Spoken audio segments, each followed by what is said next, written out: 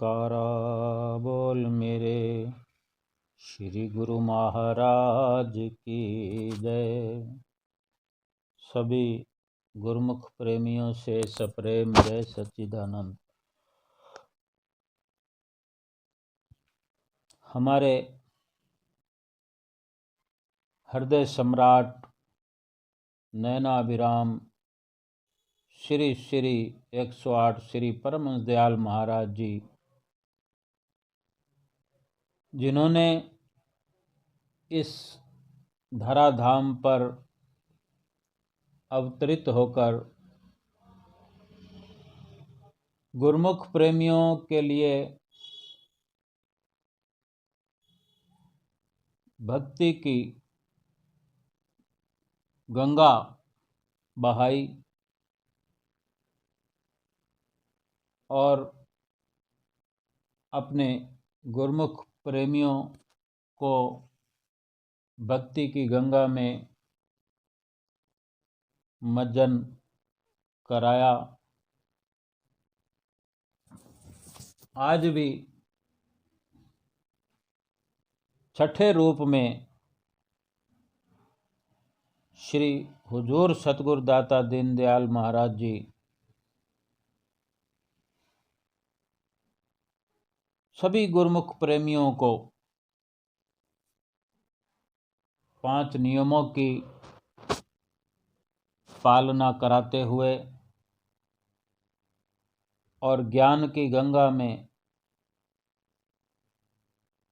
भक्ति प्रेम की गंगा में गोता लगवाते हुए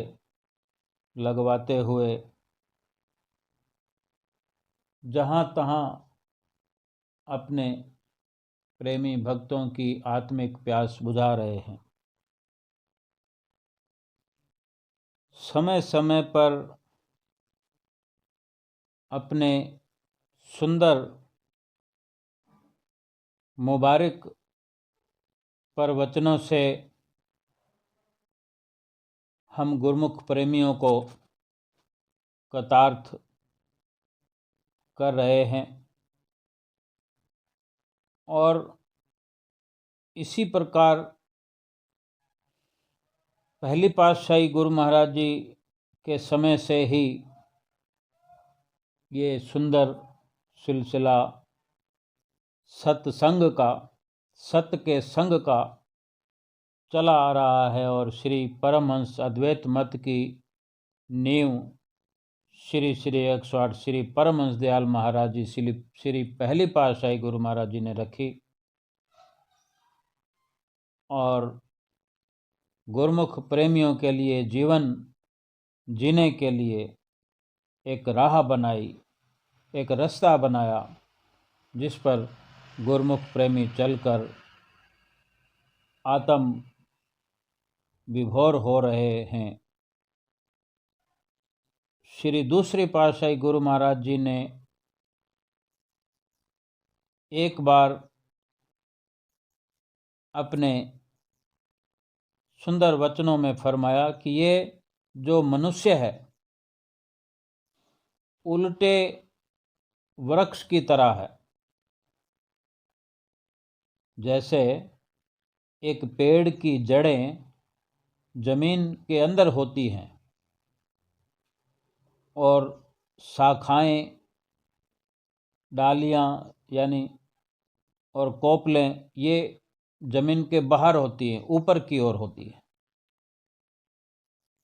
और मनुष्य रूपी वृक्ष की या मनुष्य की जड़ें जो हैं वो वृक्ष से उलट हैं कि जड़ें बाहर होती हैं मनुष्य की और शाखाएं, कोपलें ये नीचे की ओर होती हैं, क्योंकि सुरति की धारा मनुष्य के मस्तिष्क से नीचे की ओर उतरी हैं। यानी जो भी मनुष्य की विचारधारा है वो ऊपर से नीचे की ओर उतरती है, मस्तिष्क से नीचे की ओर उतरी है सुरती की धारा। जहाँ पर क्या होता है कि माया का पसारा होता है और उस माया के पसारे में सुरती इस मनुष्य की, जीव की फंस गई है। इसमें मन, बुद्धि और चित्त जो हैं ये जड़ें हैं। मनुष्य रूपी वृक्ष की बुद्धि, मन और चित्त जड़ें हैं। शब्द, स्पर्श, रूप, रस और गंध ये पांचों स्थूल देह और इंद्रियों की अपेक्षा सूक्ष्म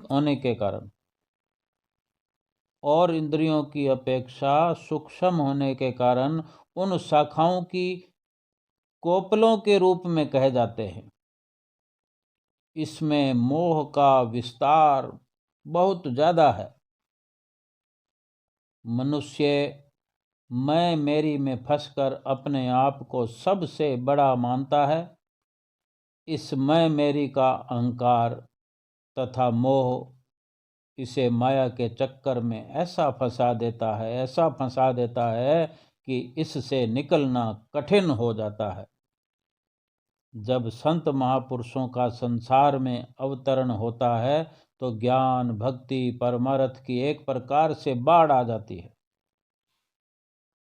वे मोह, ममता आदि जड़ से उखाड़ते हैं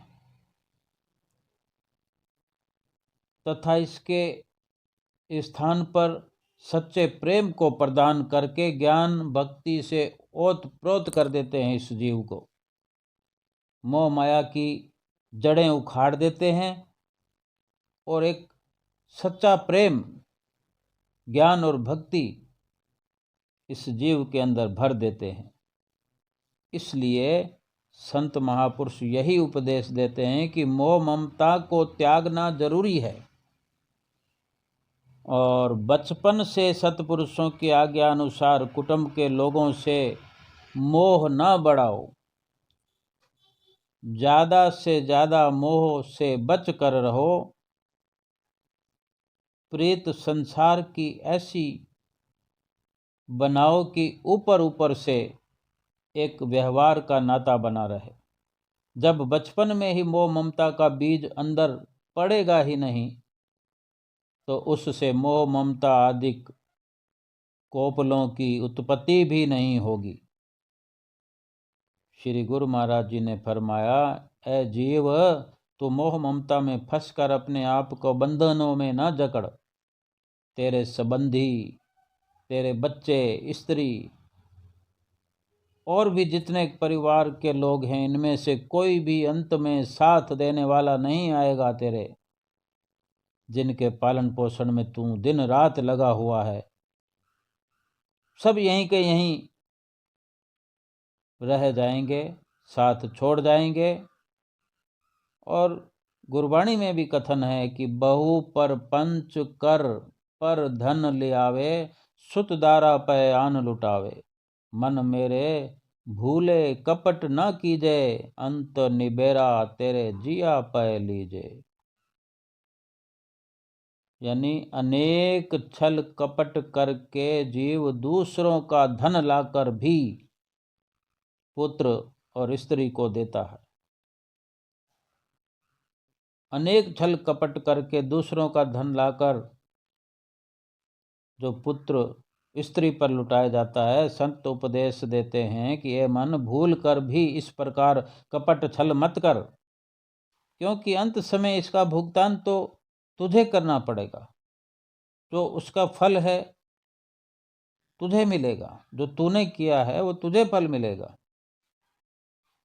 इस प्रकार झूठी मोह ममता के त्याग से ही भक्ति की प्राप्ति हो सकती है। जब तक मैं मेरी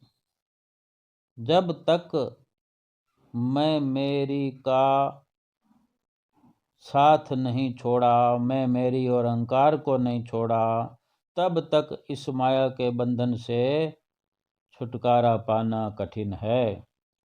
वैराग के लिए सबसे पहले सब ओर से अपनी वृत्तियों को एकाग्र करना, सब ओर से सब प्रकार से अपनी सुरति को, अपने ध्यान को हटा करके, एकाग्र करके मोह ममता को त्यागना पड़ता है। यानी सब कार्य व्यवहार दुनिया के करते हुए भी उनके साथ मोह का संबंध स्थापित नहीं करना है। केवल ऊपरी ऊपरी व्यवहार करते हुए अपना चित्त का संबंध जो है सतगुरु के चरणों में जोड़ना है। और इस प्रकार मोह का त्याग करने पर ही अपना मन जो है शब्द में लगता है, सतगुरु के बख्शे हुए नाम में लगता है। तभी सतगुरु के बख्शे हुए नाम का सुमरण करने से मन भी लगता है, आनंद की प्राप्त होती है, सच्चा सुख मिलता है, सच्चे सुख का एहसास होने लगता है, सत्य और असत्य की परख होने लगती है और अपने असली जीवन के लक्ष्य की प्राप्ति होती है। और सही मायने में जीवन का लक्ष्य यही है कि संसार में रहते हुए, संसार के साथ विचरते हुए, व्यवहार करते हुए अपने ध्यान का केंद्र प्रभु और प्रभु के नाम को बनाते हुए हर पल सत्य और असत्य का सही प्रकार से अवलोकन करते हुए कि सत्य क्या है, असत्य क्या है, सोच विचार कर सत्य के साथ रहकर, सत्य के संग में रहकर, सत्संगी बनकर ये जीवन व्यतीत करते हुए अपने इस मनुष्य जन्म को सफल करना है। बोलो जयकारा बोल मेरे श्री गुरु महाराज की जय।